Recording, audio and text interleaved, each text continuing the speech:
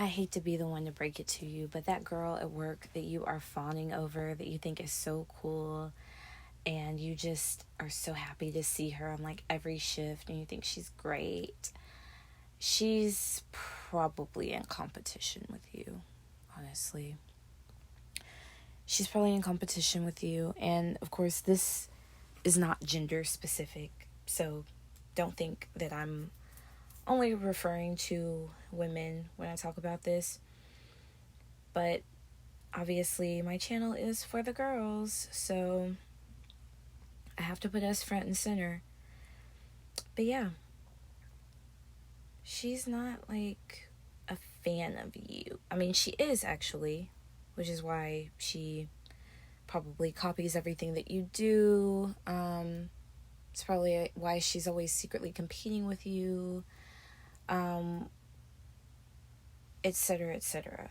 But at the end of the day, she is always going to choose herself over you. And guess what, black girl? I am talking about us too.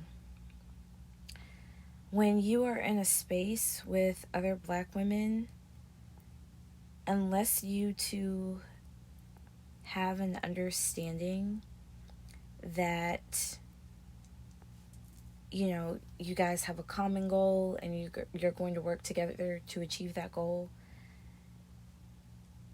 you really cannot trust them, unfortunately. Because you would think that if, you know, one of you is there, then another one being there would be awesome. But that is not always the case, and this is demonstrated very well in Hulu's adaptation of The Other Black Girl. I'm currently still reading the book, but man, when I tell you, honestly, it was already kind of like chilling to watch in the show, because I did see the show before I got the book. But like reading it in the book, how old girl does Nella, how Hazel just kind of completely catches her off guard, like completely. It is so blood curdling. Like, it genuinely makes you want to snap, because the thing about Hazel is that she is so charming.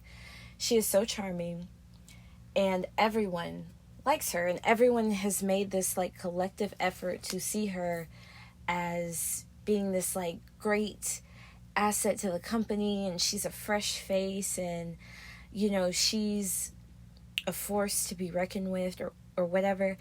And lo and behold, that all comes at the expense, essentially, of Nella. And what do you do when somebody is bigger than the program? How do you manage to prove the injustices that they have bestowed upon you? How do you manage that when they're bigger than the program? Everyone likes them. They give to the community. They have this secondary face that they put on and approach the world with. And it always will make you wonder, which face is real? Is it the one that they show everyone, the one that they charm everyone with, the one that makes people, you know, attracted to them? Because these people are so magnetic. People like Hazel McCall are so magnetic. They're so magnetic. And then you have someone like Nella, who is, you know, she's her own person, but she doesn't have that same magnetism because she doesn't maneuver the world in a way that I guess requires her to be overly fake, because she approaches the world with her real face. There's this quote. It's like, I showed up in the world with my real face and realized life is a costume party, or something like that. Something along the lines of not actually displaying who you are.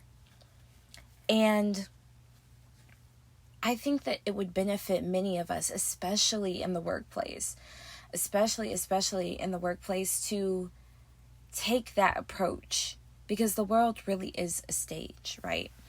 And being your real self has the high probability of subjecting you to the vulnerability that comes with being authentic. And I think that there is a difference between, authenticity and vulnerability. I think a lot of the time we treat them as if they're kind of one and the same, or they're interchangeable, but that is not the case, okay? You can be vulnerable, seemingly, and not be authentic.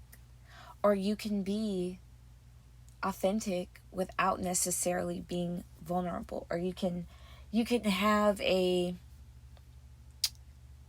how do I put this? Maybe a limited version of your authenticity. Because ultimately, that is what will keep you protected from people that are going to snake you. And so often in the workplace, and so often in these areas, and I have been in Nella's shoes many times, okay? In these situations where you believe that the other black girl is going to root for you, the other black girl is going to show up for you, and again, I haven't finished this book, so if something changes, don't fry me up, but just based off of what I'm seeing right now, she let Nella out to dry. She let her hang out to dry. And that is what happens a lot of the time. And I love when literature makes these cases for me, because when we talk about pretty privilege, we use a lot of different examples. We use a lot of different media, but I love talking about these things: pretty privilege, workplace drama, betrayals, of people that are supposed to be on your side, or that you assume is on your side. I love the lens that literature puts that into. I really do, especially when it's things that are adapted into films, because everyone isn't going to read the books. Hell, honestly, I think only like 50-something% of the US population can even read. So it's not realistic to expect everybody to ingest these books. Some people might like audiobooks, whatever, but a lot of the time, literature creates this frame, and that frame can be adapted through other media, and a broader discussion can be had, and I love that. Because again, when you've been Nella, you understand how devastating it is to be at this meeting and thinking that skinfolk is kinfolk and that they are going to defend you. They are not. They're not unless you are their type of person. And that's something that you kind of have to understand, right? Because we are not everyone's type of people just because we look similar. And that should be obvious, but sometimes I think that we get lost on this idea of like, well, if it were me, I would extend the ladder. If it were me, I would, bring people up. If it were me, I would open the door. If it were me. And that's where that vulnerability takes over, and it allows you to become consumed in this idea of what you would do in someone else's shoes. But the reality is, that doesn't mean that people in those positions feel the same way. And once you understand that, and you can kind of come to terms with that and be okay with the fact that, sure, they might be opening doors. They might be, in Hazel's case, they might be giving scarves out. They might be supporting Black women, but that doesn't mean that they are going to support you. It doesn't mean that.